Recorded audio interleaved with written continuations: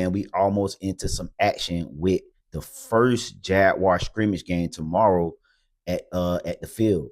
So with that being said, man, you got a lot of guys out here that are battling for positions on this Jacksonville Jaguar team. So but I'm terrific. I'm finessing in that kitchen, dead Fisher. Dope yellow collar, something like or Indiana Pacers, Judge Reggie Miller. I'm in that bit like a man. These are position groups that you need to be looking out for, and these guys trying to stamp they place on this Jacksonville Jaguar roster for this upcoming season, man. So QB2, because we all know Trevor Lawrence is going to be starting quarterback. But who's going to be quarterback number 2 for this team, man? And you got guys like Carter Bradley, Joey Aguilar, and Nick Mullins. These 3 guys are battling for that QB2 spot. And now I would give right now the early advantage to Nick Mullins, just because he has time in the system with Liam Cohen. He knows things that these rookies don't have. But when you look at Carter Bradley and Joey Aguilar, they shown some signs that they can be better than Nick Mullins. I mean, just on a talent standpoint, I think they shown that. So this is a good race. I still think Nick Mullins is still in the lead per se, because just again he knows Liam Cohen. But bringing in these younger guys to push him, hey, we don't know, but we can't really determine what the quarterbacks to the game start really playing. I say tomorrow will be our first scrimmage, so it'll be some more time on tape to evaluate these quarterbacks. But when these preseason games roll around, man, these quarterbacks gonna have to be on it, because I don't think there's a scenario where Jacksonville carried 3 quarterbacks until the regular season. I really only see maybe 2, and hell, maybe only even 1. They keep on the roster. But let's move on to the next position. And the next position let's talk about is the running back room, which I think is the tightest position battle on the offensive side of the ball, in my opinion. When you look at guys they got brought in, Amir Duval, LaQuint Allen, DJ Dallas, Chris Rodriguez, Jamari Taylor, and Bashal Tootin are all battling for the running back 1 job. But if you ask me, man, when you just look at these names that I just rattled off, I only feel like 4 of these guys that are really battling for that running back 1 job. And that's LaQuint Allen, Amir Duval, Bashal Tootin, and Chris Rodriguez. I think those 4 guys are really the ones that's really going in there for that role. Now, when you look at the other guys like DJ Jalen, Jamari Taylor, I think those guys are more situationally third down. But hey, Jacksonville Jaguars this year, Liam Cohen, I think they're going to be using running back by committee. So I don't know how many running backs they're going to keep, but I do think that, as far as on an active game day, maybe not, I would say maybe 4 running backs. And if I had to pick the 4 running backs, I would probably pick Amir Abdul, DJ Dallas, LaQuint Allen, and Bashal Tootin. No, I'm sorry. I take that back. Chris Rodriguez, Bashal Tootin, LaQuint Allen, and I'll probably just go with DJ Dallas only because, again, he has experience. He was on the roster last year. But, again, this is the tightest battle of the offensive room, so we don't know which one's which. I can't even give you who's gotten the lead right now, an advantage in that running back room, because it's so intense, man. And we don't know because we only been in pads only for a few days now. And that's when Liam Cohen, that's how he likes to evaluate. He wants to see them hitting and things like that. The next big position battle on the offensive side of the ball is the wide receiver 5 and 6 slots. Now, we know that Brian Thomas Jr., we know that Jacoby Myers, Travis Hunter, Parker Washington, those 4 slots are probably solidified on this roster. So you got to think about the other guys on the back end, 5 and 6 roster spots.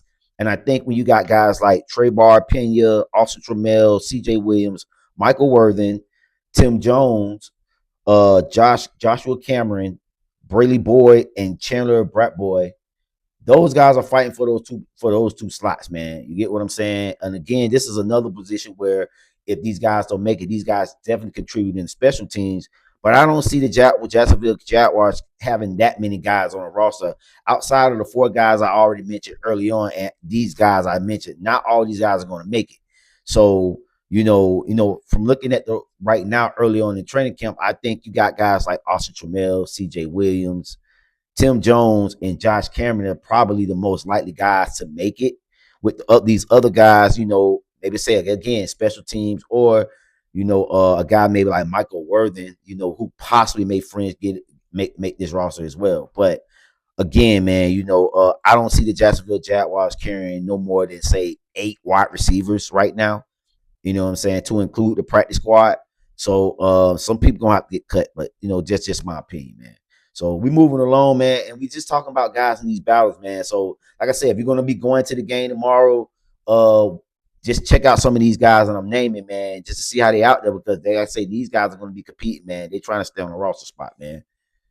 So let's talk about at the guard position, man. You got Patrick McCarty, Chipman Ndoka, Wyatt Millum, Emmanuel Perrin, our biggest offensive signing as far as draft pick, Ezra Cleveland. And so out of those 5 guys, man, let me two get on the field and start. And how many we're gonna keep as backup? I think, I don't think we keep all 5. I think we keep 2, 4 total. Somebody gonna have to get left out, man. And I do think Ezra Cleveland is a guy that we could possibly have a trade piece for. Now, hear me out here. Now we can't pay everybody. We paid Anton Harrison. We've paid Monteric Brown. We've paid a lot of people. We paid Trayvon Walker. Everybody can't get paid. So I'm thinking, this is the last year of his contract. Hey, maybe we can get a trade piece out of this kid. Maybe we can get a trade piece or contract or something like that could be on the trade block. We have drafted Emmanuel Perrin, which is we consider could be possibly a starter. So, hey, we don't need him. Maybe we get him out. We get some trade values, draft capital. That's another piece of Jacksonville Jaguars can explore. Not saying that's going to happen, but that is a something that the Jacksonville Jaguars can possibly do, if they know they're not going to re-sign him after this year.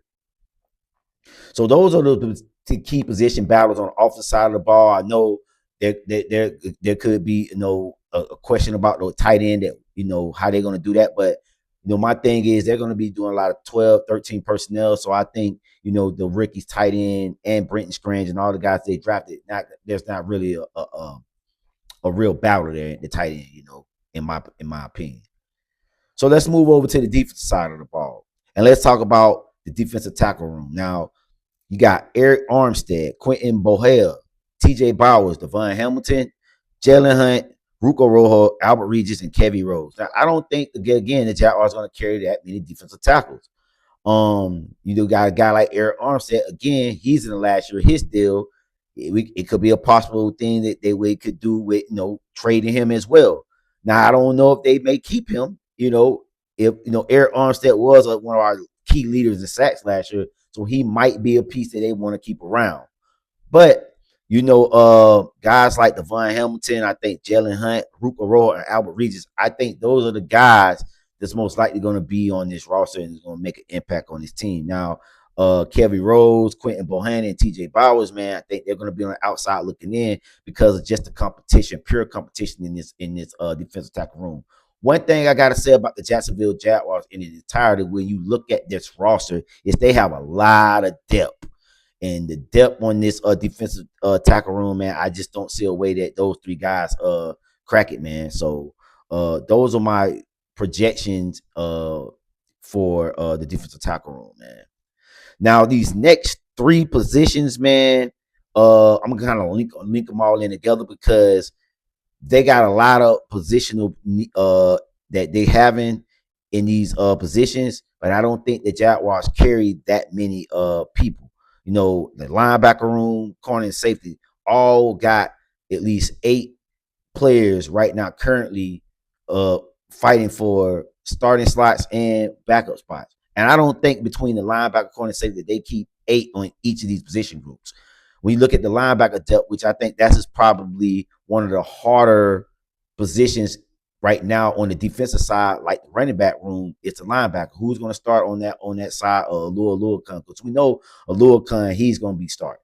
But then you got guys like Jack Kaiser, Jalen McLeod, Ventrell Miller.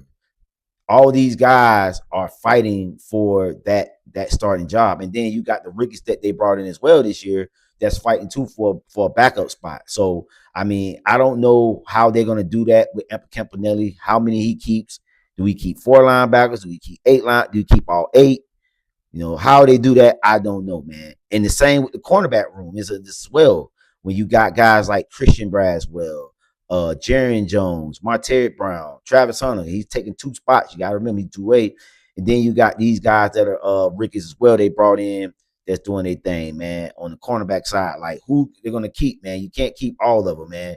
And only so many of these guys can be on the field. You know what I mean, at least at one time, at least 3 of these guys may be on the field. So you gotta at least be able to figure out what guys going to cut. And this is another tough competition, but I do think at least with the cornerbacks, they kind of got an idea of who's going to be their starters for this cornerback room. As well as the safeties, man, is another one. You got Antonio Johnson, Murray, you got Christian Caleb Ramshaw, all these guys in the safety room that is like, it's like I say, it's competitive, man, on the side. And I say again, you got to tip your hat to the front office, man. There's a lot of depth in the safety room as well, man. And I think that's another thing is too is who's going to be, who's going to stay on the roster, man. Again, like I say, you got 8 spots in the cornerback and safety room. You can't keep all of them. So I think that's another one that we got to look at. And I can't call it in these 3 because, like I say, these are some tight races, man, of who's going to make it or not, because all these guys compete, man. I mean, it's like those small levels of separation that's separating these guys, man. So those are my thoughts on the position battles, man. Y'all get in the comment section. Let me know your thoughts. There's any position battles out there I'm missing. It's your boy Joe, man. Subscribe to the channel. I love you guys. Peace.